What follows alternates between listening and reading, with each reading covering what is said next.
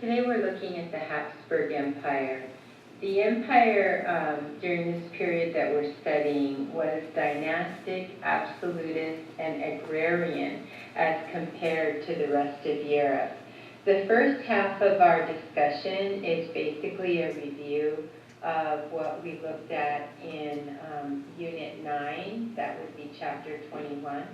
And then the second part is new material that we're studying in Unit 10.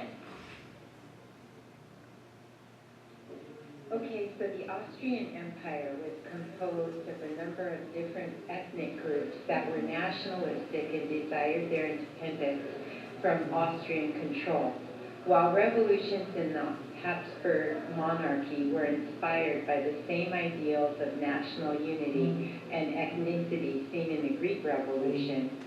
They also wanted to change language laws and rules that favored one ethnic group over another, but there was no large middle class in these places to sustain the liberal focus. Remember, liberalism, the belief in equality before the law, that individuals are born good, free, and capable of improvement. The integrity of the individual should be protected from both society and government. Liberals are also concerned about political stability and the sanctity of property, which is why they favored increased manhood suffrage. Once again, suffrage means the right to vote.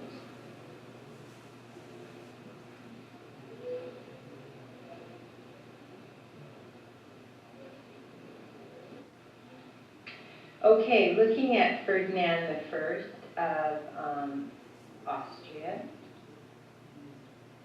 He was a conservative. Liberal institutions at this time did not exist.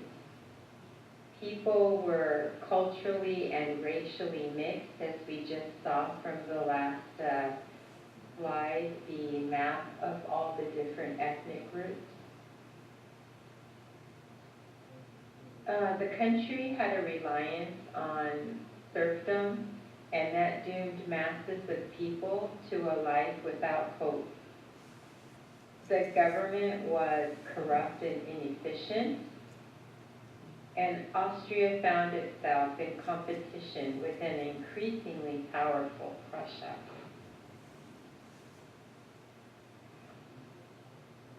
All of these issues leave the empire vulnerable to revolutionary changes. So let's look at the Vienna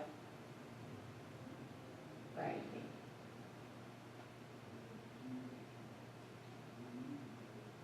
So the 1848 revolution in France influenced followers of Louis Kossuth, a Hungarian liberal, to protest for a Hungarian liberal constitution.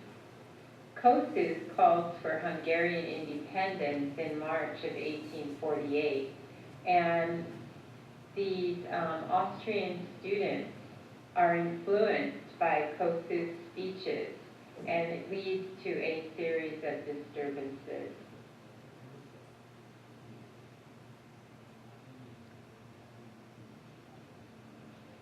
The result is Metternich resigning and fleeing the country after the army failed to restore order. The imperial government emancipated the serfs in much of Austria, and the Hungarian Diet also abolished serfdom in March of 1848. Emperor Ferdinand and Austrian officials agreed to make concessions. However, when Francis Joseph I becomes emperor, he restores the Austrian autocratic government with the help of Nicholas I of Russia.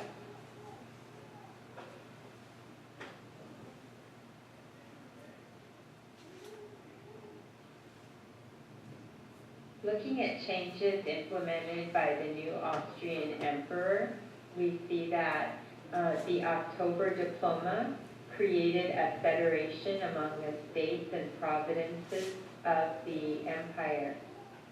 The February patent set up an entirely different form of government. It established a bicameral imperial parliament with an upper chamber appointed by the emperor and an indirectly elected lower chamber, again rejected by the Magyars, who refused to cooperate in a system designed to give political dominance in the empire to German-speaking Austrians. The result is we have the Compromise of 1867, which permitted German-speaking Austrians and Hungarian Magyars to dominate all other nationalities within the empire.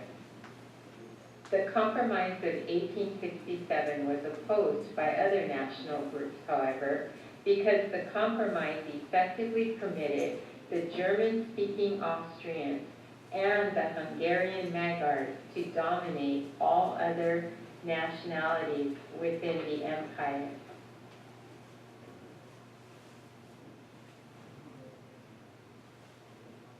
So, final notes on the Austro-Hungarian Empire. In the new dual monarchy, the Austrians and Hungarians dominated minorities within the empire. And so we're going to see the growth of nationalist sentiment. And these are people wanting to be linked by a common race and language. Croats, Poles, Ukrainians, Romanians, Italians, Bosnians, and Serbs. They all look toward nationalism.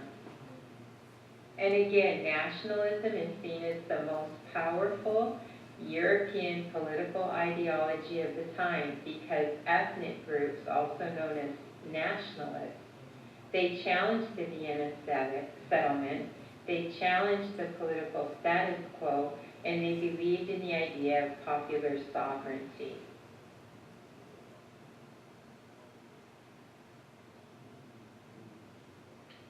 That's the end of the presentation. If you have any questions, feel free to ask me. You do have an assignment that asks you to identify different characteristics of the different ethnic groups within the Austrian Empire.